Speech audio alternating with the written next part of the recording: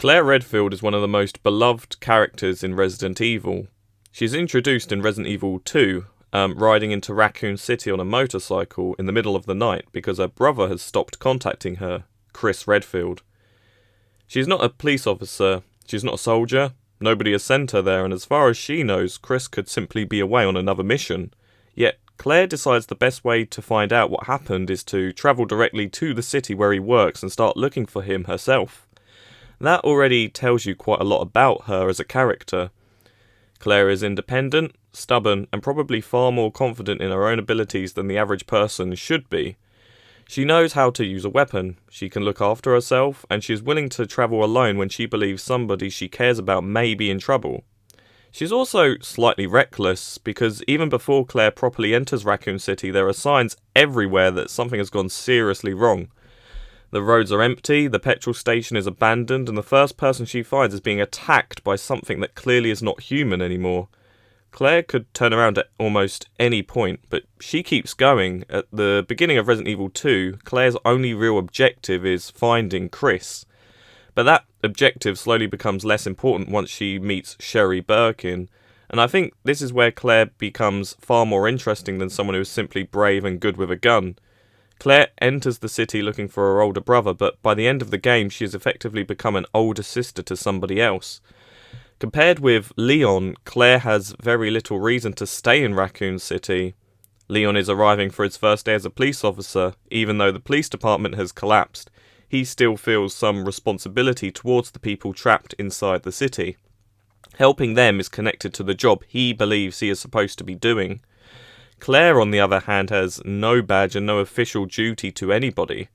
Once she learns that Chris is no longer at the police station, she could focus entirely on escaping. She has already travelled into a city filled with zombies, she has no idea what caused the outbreak, and she barely has any support. She finds Sherry, later in Resident Evil 2, who is alone, terrified, and being hunted through the police station by a mutated version of her own father, William Birkin. Claire has only known her for a few minutes, but she immediately starts protecting her. There is not really a long period where Claire debates whether helping Sherry is sensible. She sees a child in danger and makes the decision almost automatically. From that point onwards, finding Sherry and getting her out of the city becomes Claire's main concern. That is one of the defining parts of Claire's personality. She becomes emotionally invested in people very quickly, especially when she believes they have been abandoned or mistreated. Once she decides somebody needs her help, she takes responsibility for them as though she has known them for years. It is very admirable, although it is also one of the main reasons Claire repeatedly ends up entering situations that could easily get her killed. Sherry herself is important because she has spent most of her life being ignored. Her parents, William and Annette Birkin, are both extremely successful scientists, but neither of them has been particularly present in her life. Their research for Umbrella has always come first, and Sherry has grown up around people who are physically nearby but emotionally absent. Then, the outbreak in Raccoon City happens. William mutates and Annette disappears while trying to contain the damage. Sherry is left completely alone. Claire is probably the first adult she meets during the outbreak who immediately places her safety above everything else. She talks to Sherry like a person. She listens when Sherry is scared. She tries to reassure her even when Claire herself has no idea whether they are going to survive. Claire also never treats Sherry as a burden. That may sound like a small detail, but in a situation like Raccoon City, protecting a child makes everything much harder. Claire has to move more slowly, take additional risks, and repeatedly changes her plan. She never makes Sherry feel guilty for any of it. There are moments where Claire becomes frustrated about the situation, but that frustration is directed at the people who failed Sherry rather than at Sherry herself. You can see this most clearly in Claire's interactions with Annette. Annette understands the G-Virus and knows far more about what is happening than Claire does. She's intelligent, experienced, and aware of how dangerous William has become. Yet, Claire is the one actually caring for Sherry. Claire becomes increasingly angry with Annette because Annette keeps placing the outbreak, the virus, and her own responsibilities ahead of her own daughter. Annette does care about Sherry. The game eventually makes that crystal clear, but her behaviour is still difficult to defend. Claire does not have much patience for the idea that being busy or important somehow excuses abandoning a child. That brings out another side of her character. Claire is warm and caring around people she wants to protect, but she can become extremely confrontational when somebody threatens them. She's not quiet about her anger. She challenges Annette directly, argues with her, and makes it very clear that she thinks Annette has failed Sherry. The same thing happens with Chief Irons, although Irons is obviously far, far worse. Chief Irons is one of the few threats in the game that Claire cannot immediately deal with by shooting. He has a weapon, he has authority, and more importantly, he has Sherry. Claire is disgusted by him almost immediately. She knows there is something seriously wrong with him, but she also understands that attacking him could put Sherry in even more danger, so Claire has to control herself in the parking lot. She follows his instructions, gives up her weapon, and waits for an opportunity to get Sherry back. That scene shows that Claire is more calculating than she is sometimes given credit for. She can be impulsive, but she's not stupid. She understands when she has lost control of a situation, and she can force herself to remain calm when acting emotionally would make things worse. As soon as Irons takes Sherry, however, Claire pursues them. She has no idea what she is going to find at the orphanage. She knows Irons is armed and dangerous, and she has already seen that he is willing to hurt people. She goes after him anyway. Claire's courage works because the game allows her to be visibly frightened. She reacts to what is happening. She gets angry, swears, panics, and occasionally sounds completely exhausted by the fact another enormous creature has appeared in front of her. She does not walk through Raccoon City behaving like a trained operative who has seen all of this before. She behaves like a very capable civilian who cannot believe how much worse the situation keeps becoming. And that makes her easier to connect with the audience.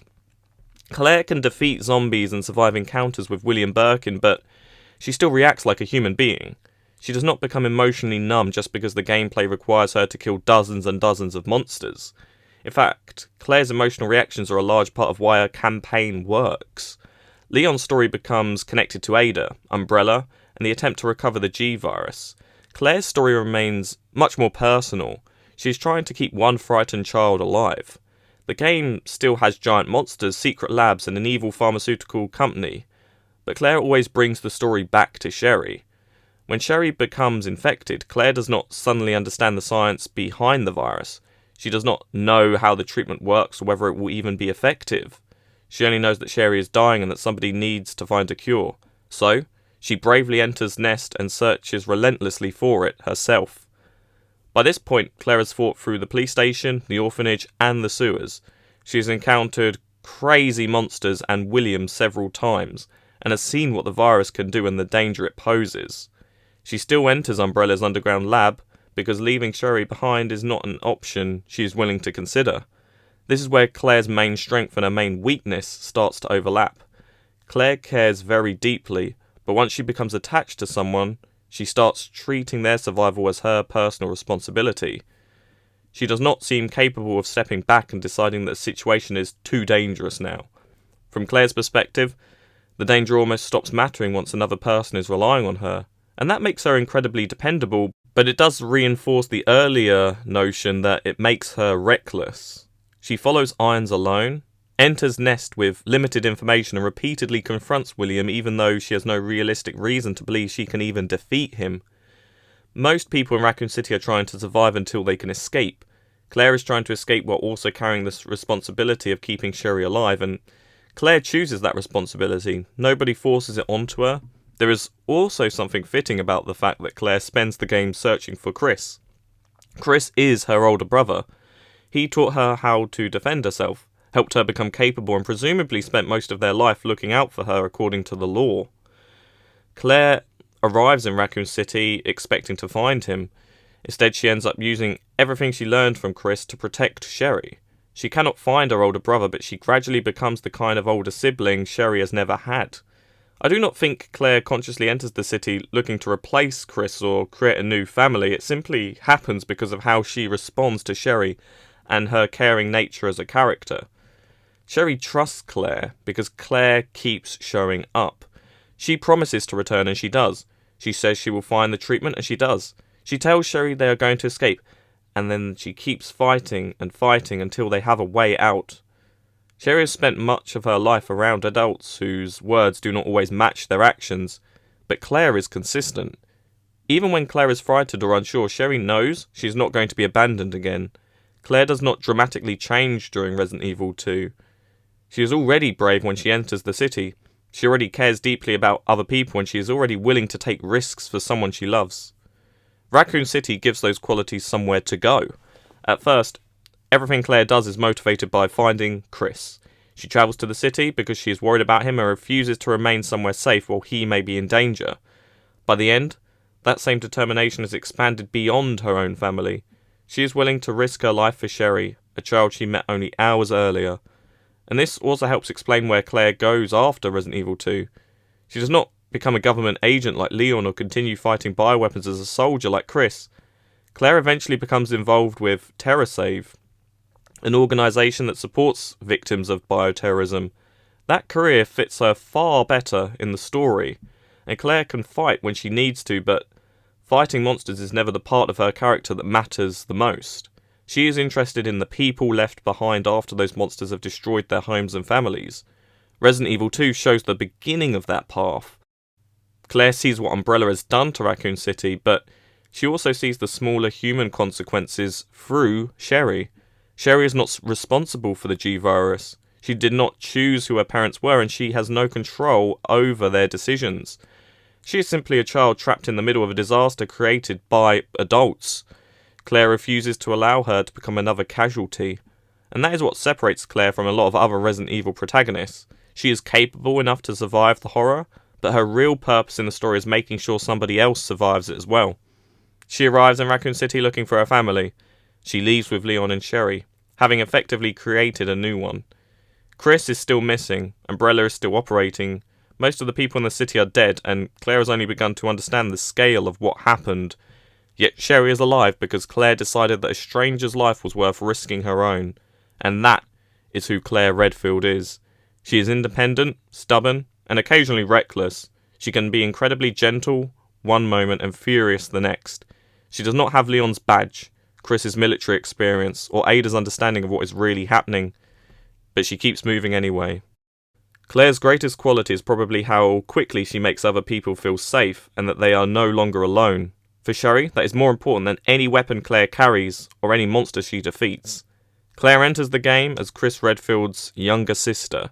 She leaves it as Sherry Birkin's protector. And for the first time in Sherry's life, somebody has chosen to put her first. And that is why the audience loves Claire Redfield.